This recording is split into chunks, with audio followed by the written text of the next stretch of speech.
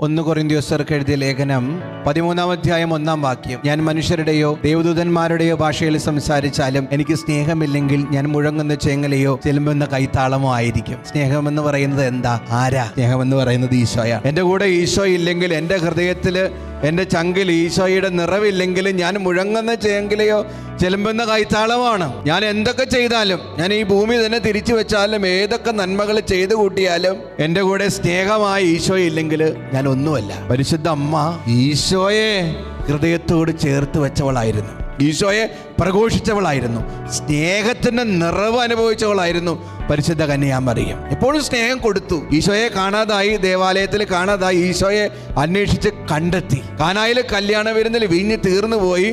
പരിശുദ്ധ അമ്മ പുത്രനോട് പറഞ്ഞു, മകനെ, അവർക്ക് വീഞ്ഞില്ല. അങ്ങനെ പരിശുദ്ധ അമ്മയുടെ ഇടപെടലിലൂടെ ആദ്യത്തെ അത്ഭുതം നടക്കാണ്. സ്നേഹം കൊടുത്തു. വൃദ്ധയായ എലിസബത്ത് ഗർഭിണിയായിരിക്കുന്ന